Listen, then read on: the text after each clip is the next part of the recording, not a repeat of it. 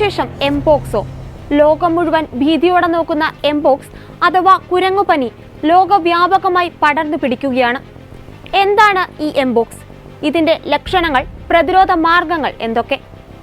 1980 ഉന്മൂലനം ചെയ്യപ്പെട്ടെന്ന് അവകാശപ്പെടുന്ന വസൂരിയുടെ ഓർത്തോപോക്സ് അണുബാധയ്ക്ക് സമാനമാണ് എംപോക്സിന്റെ രോഗലക്ഷണങ്ങൾ. 1958 ഡെൻമാർക്കിലെ കുരുന്നുകളിലായിരുന്നു ഇതിന്റെ വ്യാപനം ആദ്യമായി സ്ഥിരീകരിച്ചത്.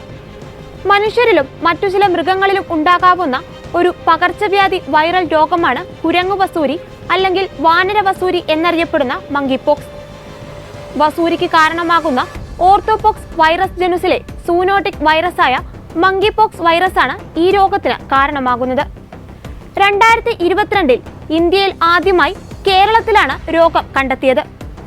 വംശീയ അധിക്ഷേപത്തിന് കാരണമാകുന്നുവെന്ന് ചൂണ്ടിക്കാട്ടി വേൾഡ് ഹെൽത്ത് ഓർഗനൈസേഷൻ 2022 നവംബറിൽ മങ്കിപോക്സിനെ എംപോക്സ് എന്ന പുനർനാമകരണവും ചെയ്തിരുന്നു. 116 രാജ്യങ്ങളിൽ എംപോക്സിന്റെ അതിതീവ്ര വ്യാപനത്തെ തുടർന്ന് എംപോക്സിനെ ഗ്രേഡ് 3 എമർജൻസി വിഭാഗത്തിലാണ് ഉൾപ്പെടുത്തിയിരിക്കുന്നത്. 2 വർഷത്തിനിടെ ഇത് 2ാം തവണയാണ് ലോകാരോഗ്യ സംഘടന ആഗോള ആരോഗ്യ അടിയന്തരാവസ്ഥ പ്രഖ്യാപിച്ചിരിക്കുന്നത്. ഇതിനു മുമ്പ് H1N1, പന്നിപ്പനി, Zika, polio, Ebola, COVID-19 എന്നീ വൈറസ് രോഗങ്ങൾക്കാണ് ലോകാരോഗ്യ സംഘടന അടിയന്തരാവസ്ഥ പ്രഖ്യാപിച്ചിട്ടുള്ളത്. ആരോഗ്യ സുരക്ഷയെ ഭീഷണിപ്പെടുത്തുന്ന അപകടകരമായ സാഹചര്യങ്ങളിൽ മാത്രമാണ് വേൾഡ് ഹെൽത്ത് ഓർഗനൈസേഷൻ അടിയന്തരാവസ്ഥ പ്രഖ്യാപിക്കുക.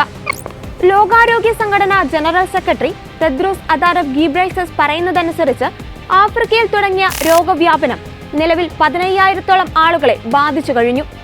കഴിഞ്ഞ വർഷത്തേക്കാൾ 160% കൂടുതൽ രോഗവ്യാപനമാണ് ഇപ്പോൾ സംഭവിച്ചിരിക്കുന്നത്. എപ്പിഡമോളജിക്കൽ റിപ്പോർട്ട് പ്രകാരം 500-ഓളം വ്യക്തികൾ എംപോക്സ് ബാധിച്ച് ആഫ്രിക്കയിൽ മരണത്തിന് കീഴടങ്ങി കഴിഞ്ഞു. എംപോക്സ് ഒരു വൈറസ് രോഗമായതിനാൽ തന്നെ പ്രത്യേകിച്ച് ചികിത്സ ലഭ്യമല്ല. പനി, തീവ്രമായ തലവേദന, പേശിവേദന, നടുവേദന, ഊർജ്ജക്കുറവ് എന്നിവയാണ് ഈ രോഗത്തിന്റെ ലക്ഷണങ്ങൾ.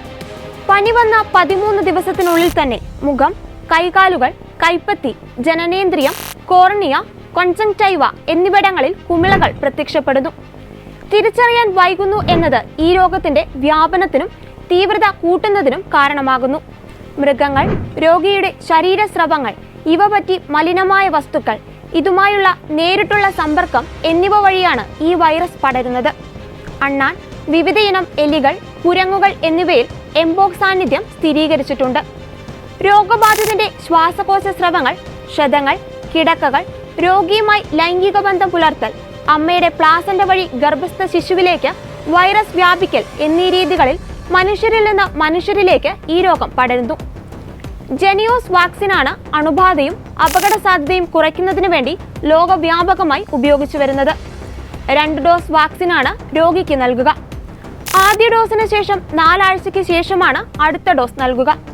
ആഗോള ആരോഗ്യ അടിയന്തരാവസ്ഥ പ്രഖ്യാപിച്ചതിന് ശേഷം പാകിസ്ഥാനിൽ 3 രോഗികളിൽ എംപോക്സ് വൈറസ് കണ്ടെത്തി കഴിഞ്ഞിരിക്കെ ഇന്ത്യ ഉൾപ്പെടെയുള്ള രാജ്യങ്ങൾ രോഗവ്യാപന ഭീഷണിയിലാണ്.